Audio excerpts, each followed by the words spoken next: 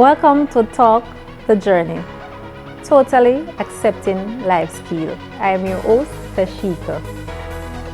On this program, we share the journey of a multiplicity of persons from all sectors, strata, race, and professions. Today we are speaking with my friend, Mr. Shavar Bailey. He holds a degree in theology and counseling, a diploma in education. He is the president for Region 2 for Jamaica Association of Guidance Counselors in Education.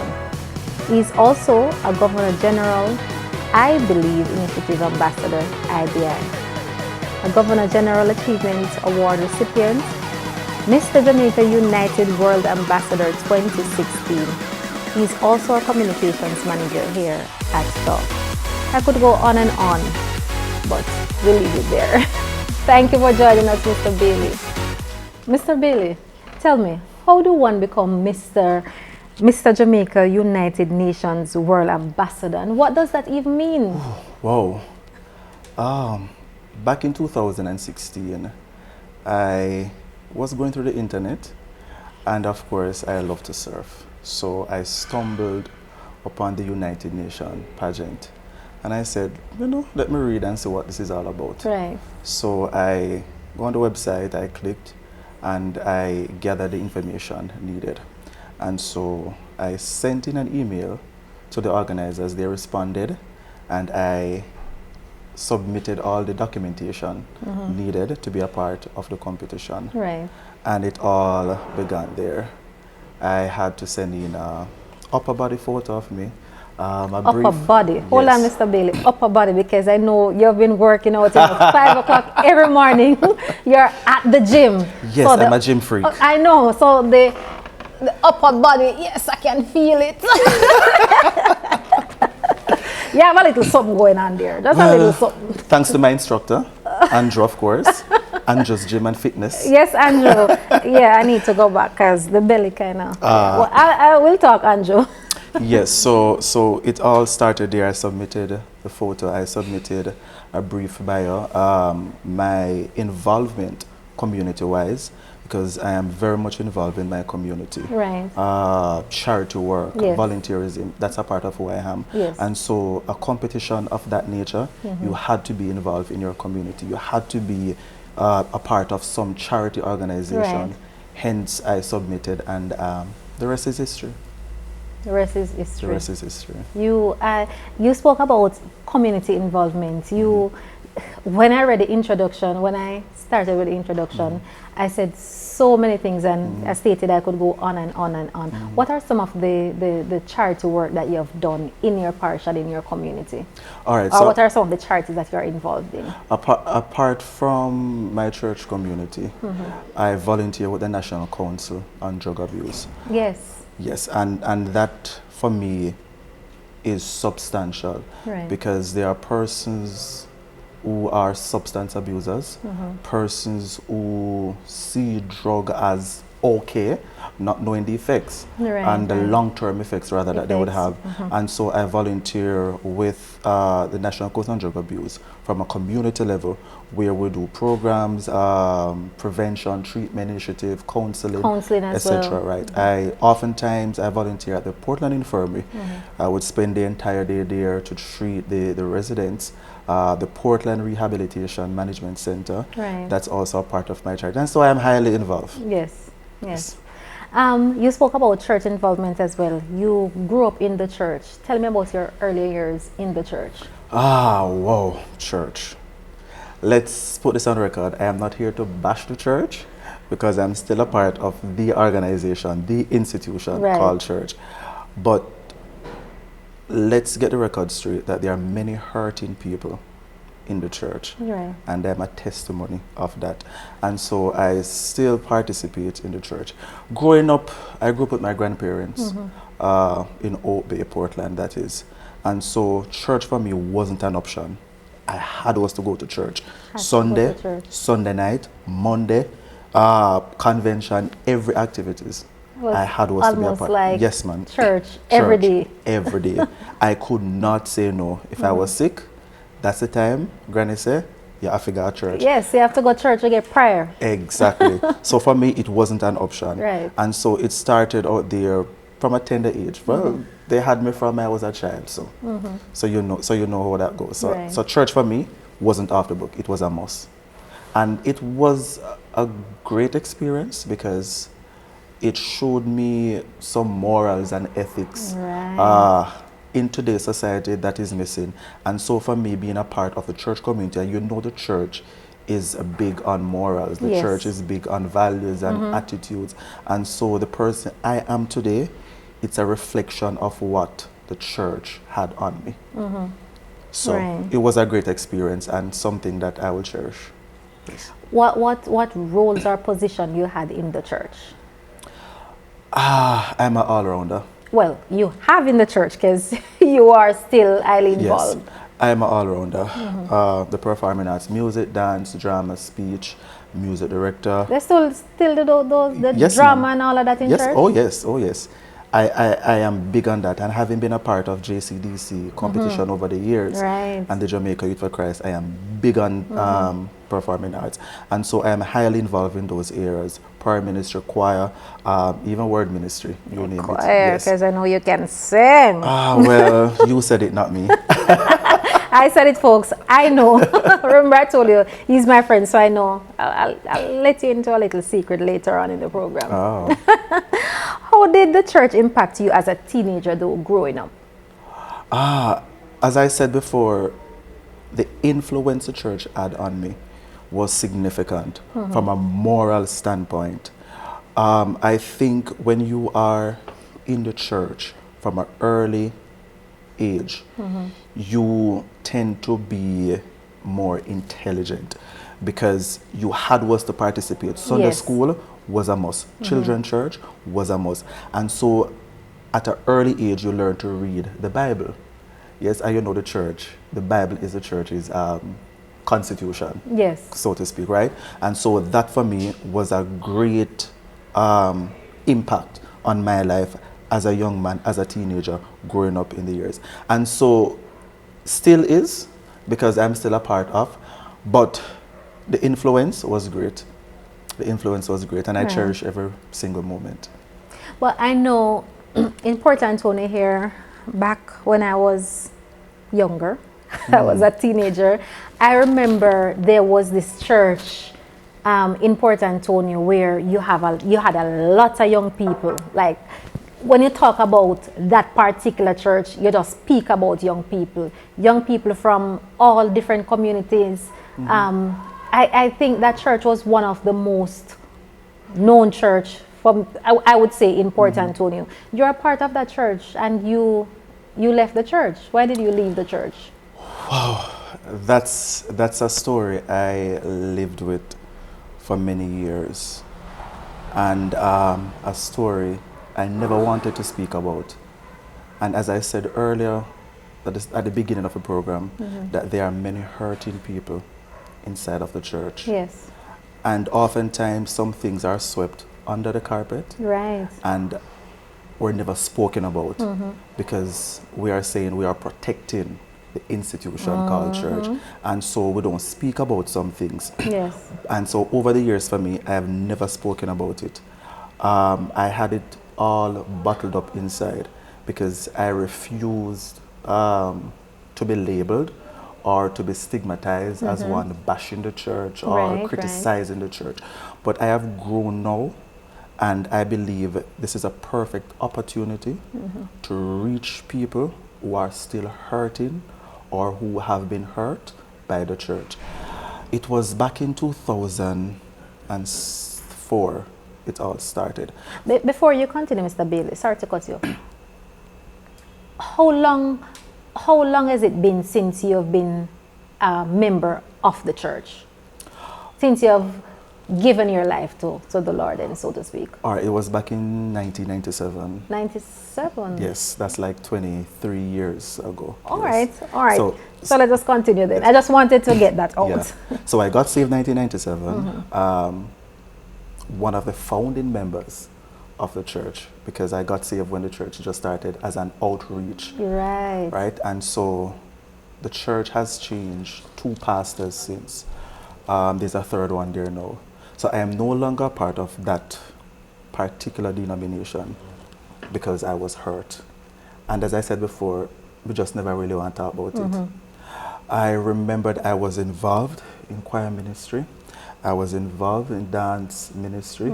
I am up from Saturday morning like 6 o'clock at church, rain, don't leave church until 10 o'clock Saturday night. The night. Had to wake up back for church 8 o'clock Sunday morning. And so I was very, very, very, very much involved. And I remembered in 2004, we had a production. And that production was a drama production where we go across the island with that drama piece.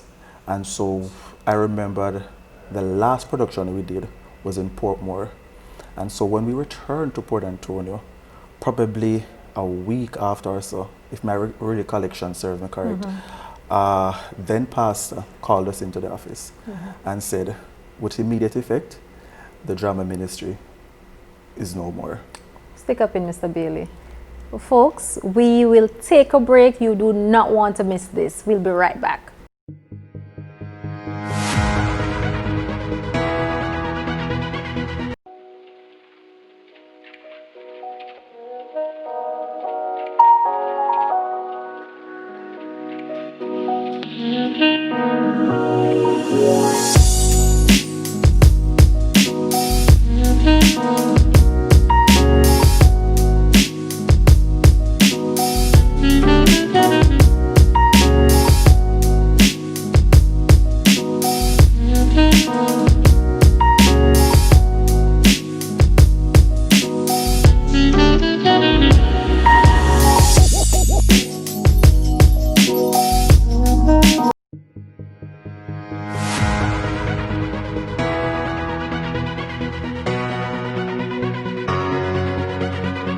Welcome back to Talk, Totally Accepting Life Skill. I'm here with my very good friend, Shavar Bailey. Shavar, let's continue. Well, where were we again? All right, so I was saying back in 2004, we had our drama production where we go across the island. And so for our last stop was in Portmore. When we returned to our base, we were summoned to a meeting with then pastor of the congregation, and he said to us, effective immediately, all road shows are halted. No more road show. Knowing me, I was going to seek clarity on the matter, but at the time, I just let the case rest. Right. And so I had no idea the reason beyond not allowing us to continue the roadshow. Anyway, but sorry, that must have been hard for you because that is something that you were totally invested in, and for it to just stop abruptly. It was, because even at the time, I wasn't working. I wasn't in school. So that was my means of coping at the time, being out of a job, being out of school, not doing anything productive, wanting for a better word, other than ministry. And so it was rather difficult for me. And so I just accepted, and it remained. But it continued over a period of time because we weren't involved in ministries anymore.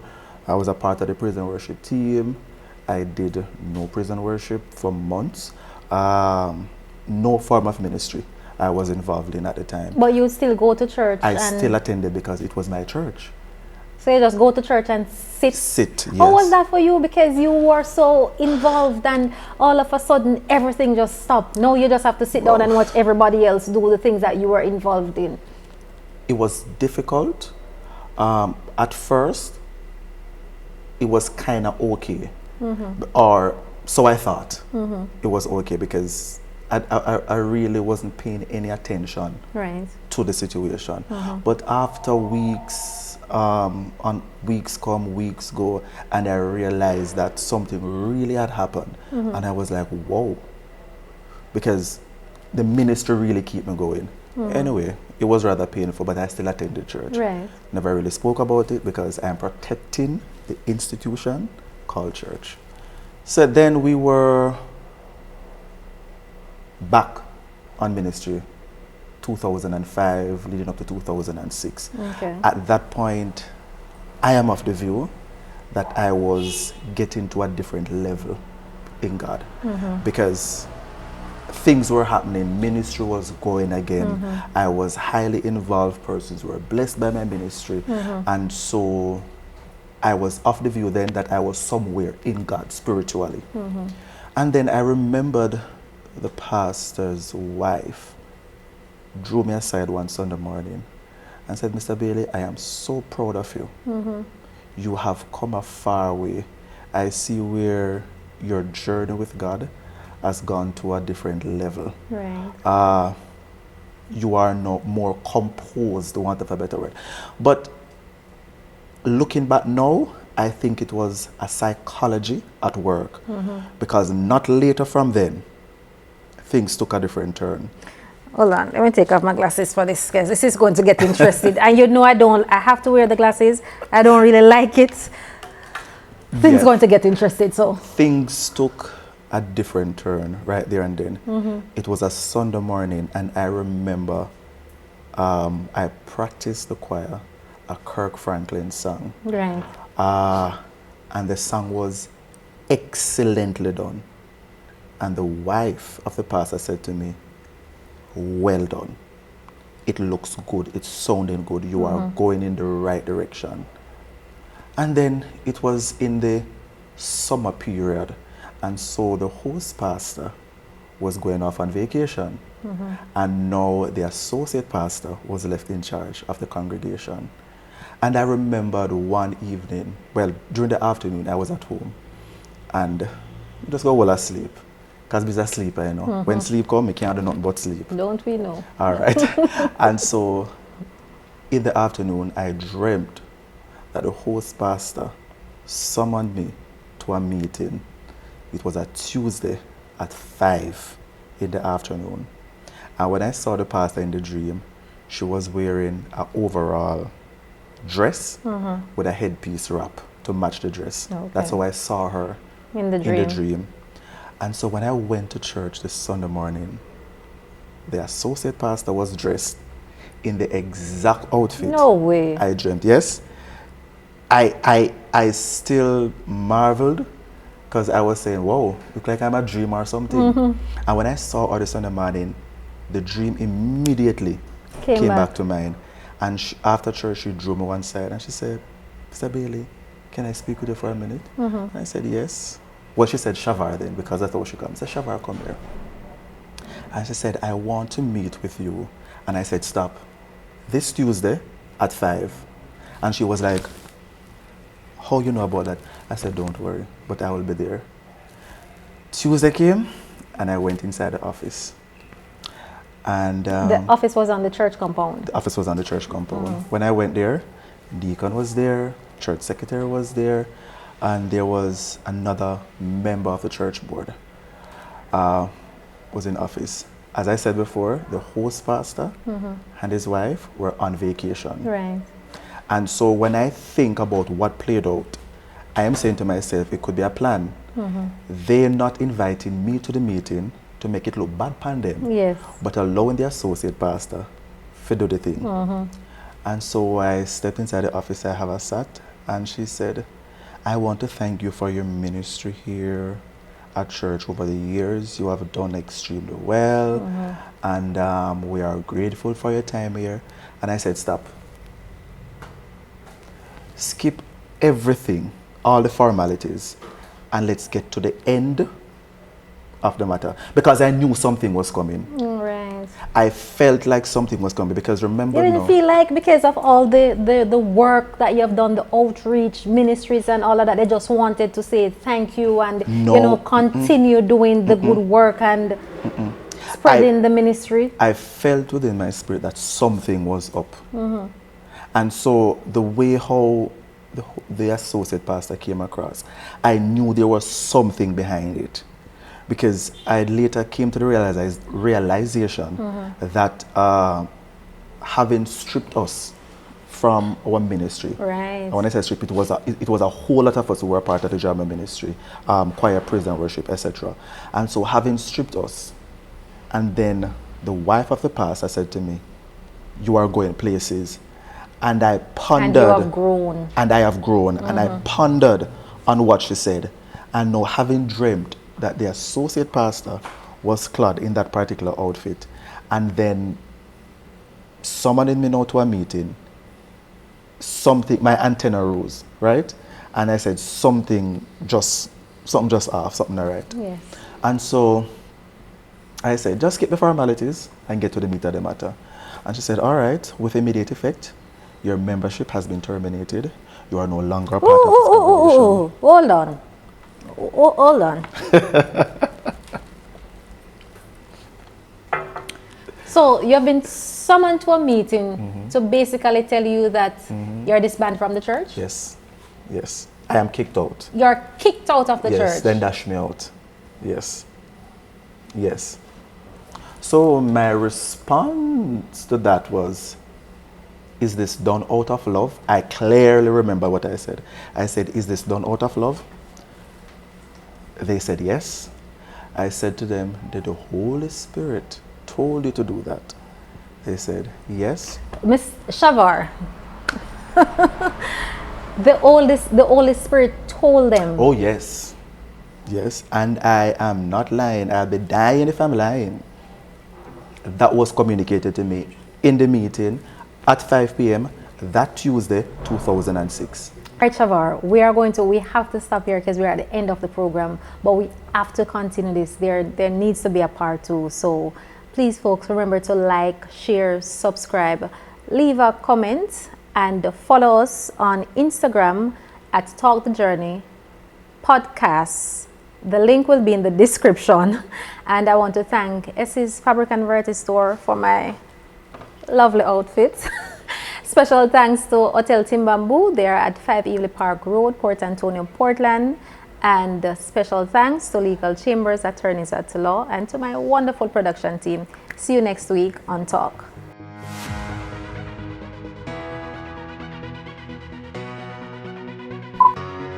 Show me this step Don't again. be anything, because they edit every Show me this step again on you. Show me this step I'm again. asking time, Akil. I forgot my Cassidy road over. Come in, remember. Cassidy, we don't need AC, man. Show me this Me step, look good Cassidy. anywhere. Me look good in anything. Me look good anyhow. So don't bright. Cassidy, show me this step. You're rich now. See me going to something there. Hold on, Shove. Oh, you stop. Because it's one of the talking. We're going to start back on 70. To my production team. See you next time on Talk. I know, right? I know, right? Girl. Look here. Look here. We had a part 1 and a part 2. I took quick as I come from Port Maria. We had a part 1 and a part 2. It was so good. Why is she getting her skin? Look here. She own it. Look here. She own it. I can't wait She for you to owns see it. this one. She owns it. She's